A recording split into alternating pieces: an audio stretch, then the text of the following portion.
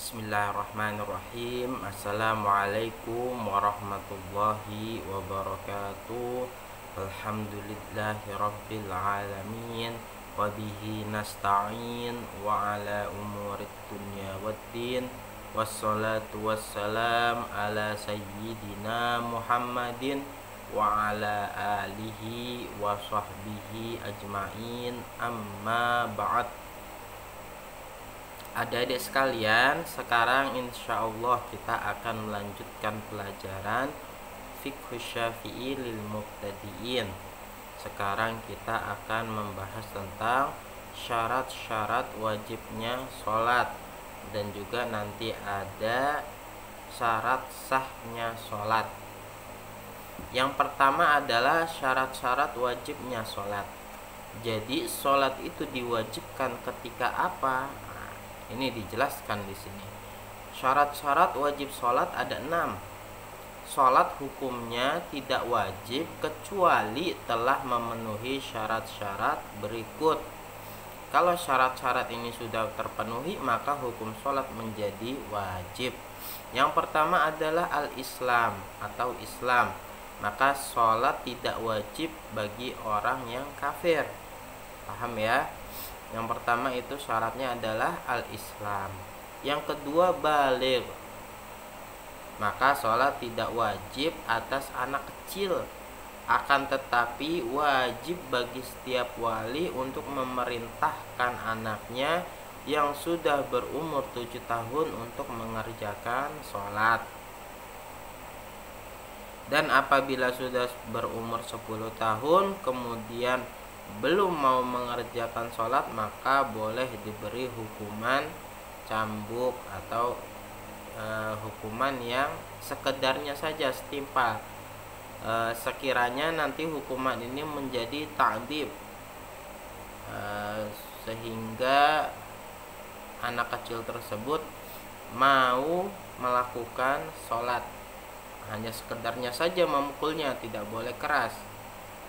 Syarat yang kedua tadi adalah balik. Jadi seorang itu dianggap sah sholatnya, wajib melaksanakan sholat ketika dia sudah balik. Yang ketiga berakal. Maka sholat tidak wajib atas orang gila, orang yang pingsan, dan orang yang mabuk. Gak sah sholatnya kalau akalnya itu gak ada. Jadi harus berakal. Yang keempat, suci dari haid dan nifas. Maka wanita dalam masa haid dan nifas tidak wajib melaksanakan sholat, bahkan haram hukumnya. Yang kelima, mengetahui hukumnya, yaitu hendaknya seseorang telah sampai kepadanya ajaran agama Islam yang benar, sehingga dia mengetahui hukum sholat beserta tata caranya, mengetahui hukum taharah dan wudhu beserta tata caranya, dan lain-lainnya.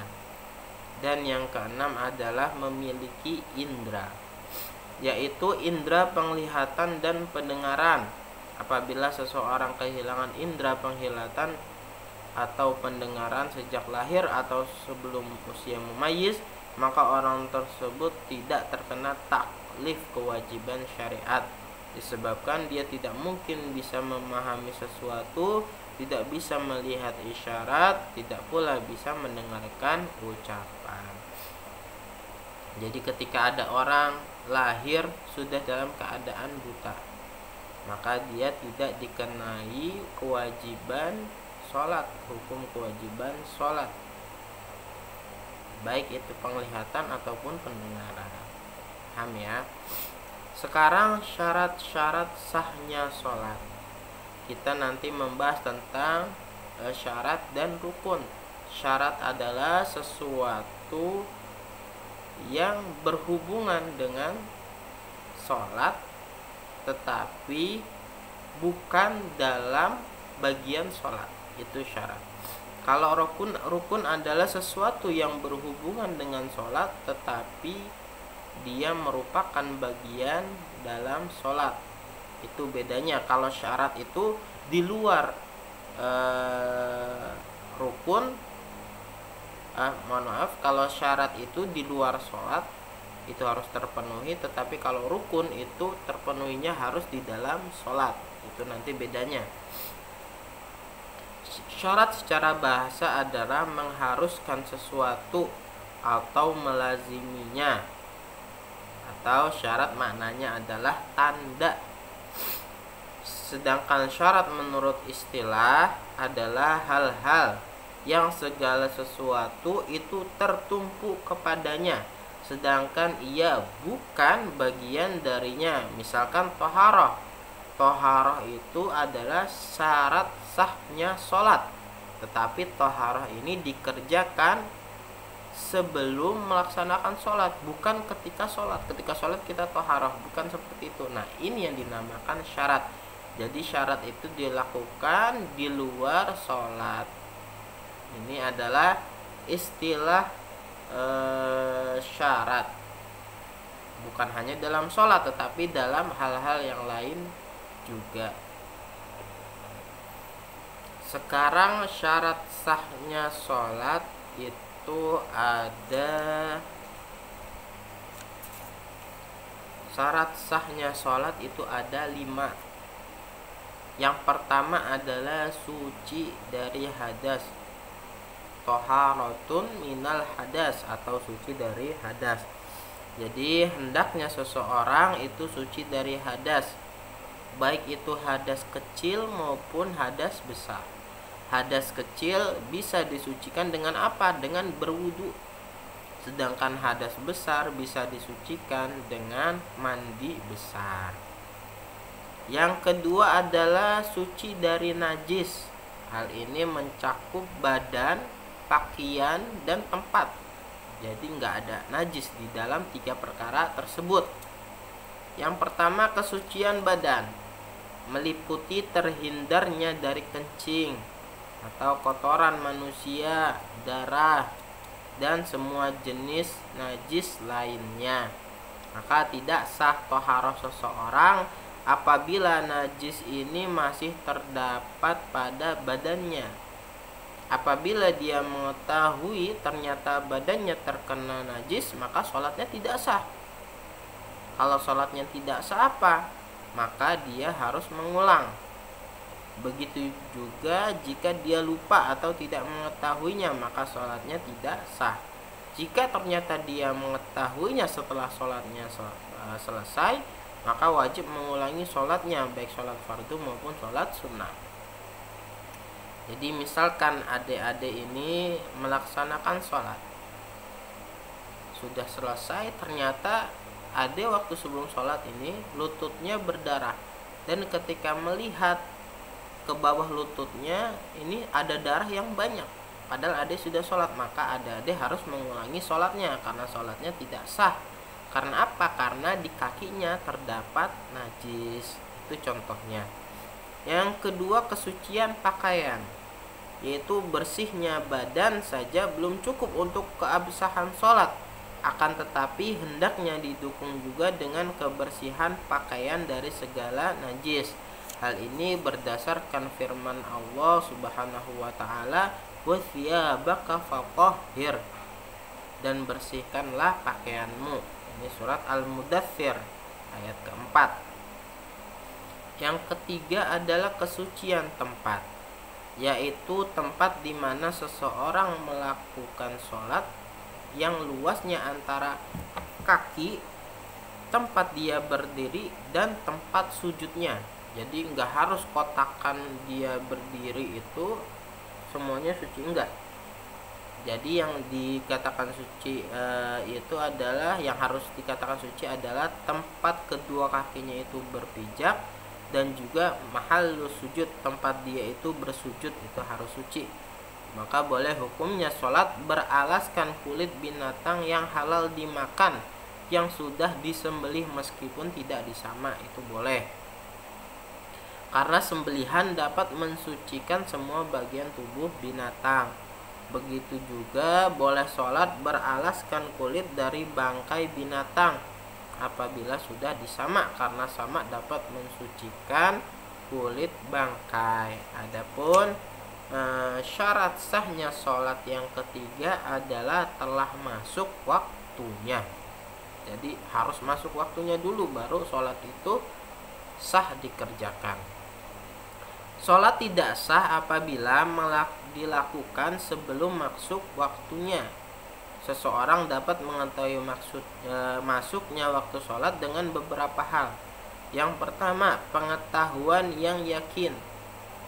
Al-ilmu bil yakin, yaitu apabila seorang muadzin tidak buta dan mampu mengetahui waktu sholat dengan tanda-tanda yang bisa diindra, misalnya melihat matahari tenggelam, atau terbitnya fajar, atau hilangnya mega merah di langit dan sebagainya.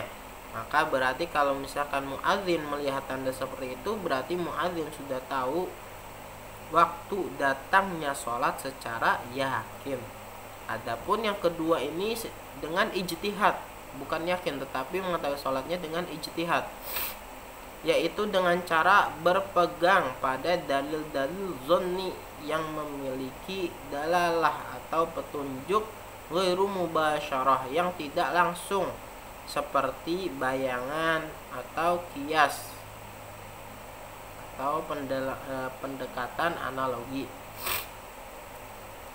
Yang ketiga adalah taklid. Ini yang paling gampang, ikut-ikutan.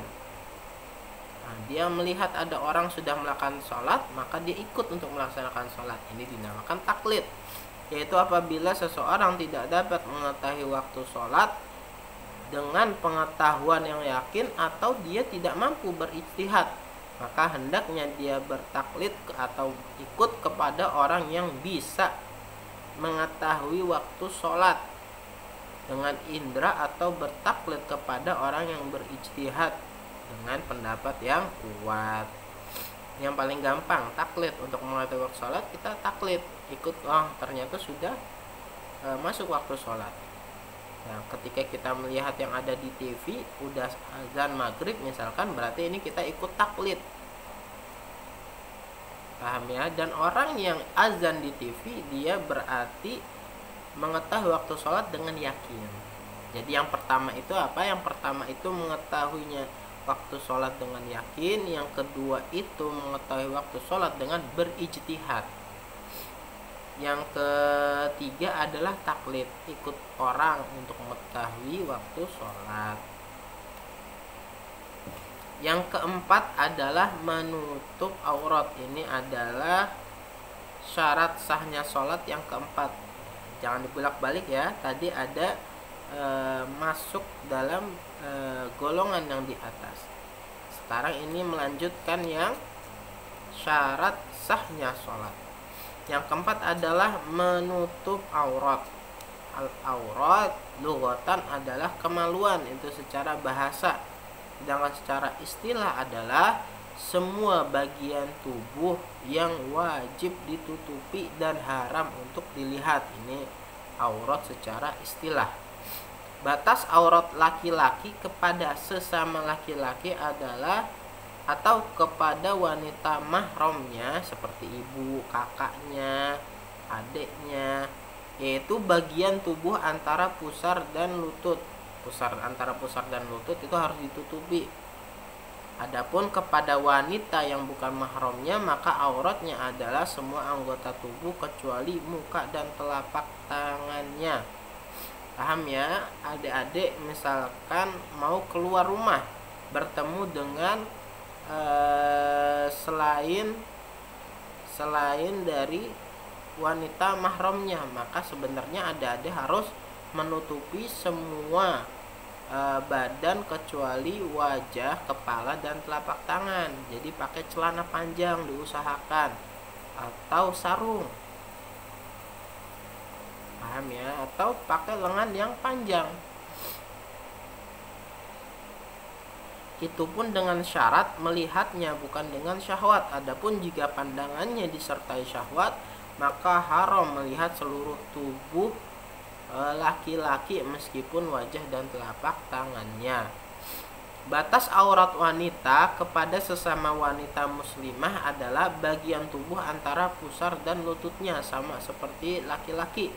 Adapun kepada wanita kafir, tadi wanita muslim Nah, kalau wanita kafir maka auratnya adalah semua anggota tubuh kecuali sesuatu yang terbiasa nampak untuk aktivitas bekerja seperti telapak tangan misalkan atau mata.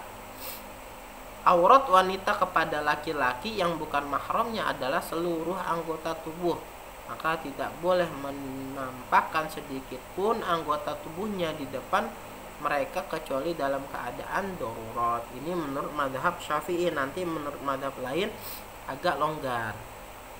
Tapi kalau misalkan mazhab Syafi'i itu semuanya harus ditutupi untuk perempuan. Namun apabila seseorang tidak mampu menutup auratnya ketika sholat karena ada suatu alasan, maka sholatnya sah dan tidak perlu mengulanginya. Ini untuk darurah, liddarurah. Syarat dalam menutup aurat hendaknya dengan sesuatu yang tidak tembus pandang dan menampakkan warna kulit, maka sebaiknya menggunakan kain yang tebal, kulit atau bahan yang lainnya yang tidak tembus pandang dan membentuk aurat. Jadi kalau misalkan ada perempuan pakai baju yang tembus pandang, padahal dia menutupi semua anggota tubuh, tetapi tembus pandang, itu sama aja dia tidak menutup auratnya. Karena apa? Karena lekuk tubuhnya itu kelihatan. Ataupun dia memakai pakaian yang sangat ketat perempuan tersebut, maka sama aja dia itu tidak menutupi auratnya. Paham ya? Yang terakhir adalah menghadap kiblat. Nah, ini syarat sahnya sholat yang kelima, yaitu harus menghadap kiblat. Kiblat yaitu Ka'bah al-Musyarrafah. Orang yang menghadap ke arah kiblat ini ada dua keadaan. Keadaan yang pertama, jaraknya dekat di mana seseorang dapat melihatnya secara langsung, maka dia wajib menghadap tepat ke arah Ka'bah. Keadaan yang pertama ini hanya ada ketika kita berada di dalam Masjidil Haram. Jadi kita ada di depan Ka'bah. Semoga kita bisa berhaji dan berziarah dan bertemu dengan Rasulullah SAW. Jadi pertama harus tepat menghadap Ka'bah. Jika kita sudah ada di depan Ka'bah, sholatnya harus tepat menghadap Ka'bah. Nah, keadaan yang kedua, jaraknya jauh di mana tidak mungkin baginya melihat Ka'bah secara langsung, maka dia wajib menghadap ke arah Ka'bah berdasarkan pendapat yang kuat. Contohnya ya kita ini sholat ada di Indonesia, tidak menghadap Ka'bah secara langsung, tetapi jauh, tidak bisa melihat Ka'bah, maka kita cukup dengan zon berdasarkan pendapat yang kuat kalau kita ini sudah menghadap Ka'bah. Kalau andaikan sebenarnya kita ini agak melenceng sedikit, tidak menghadap Ka'bah, itu diperbolehkan, tidak apa-apa, karena kita tidak menghadap langsung secara Ka'bah. Tetapi kalau kita menghadap langsung secara Ka'bah di depan Ka'bah, maka tidak boleh melenceng walaupun sedikit pun. Ya, inilah pelajaran kita pada hari ini. Kurang lebihnya mohon maaf. Wassalamualaikum warahmatullahi wabarakatuh.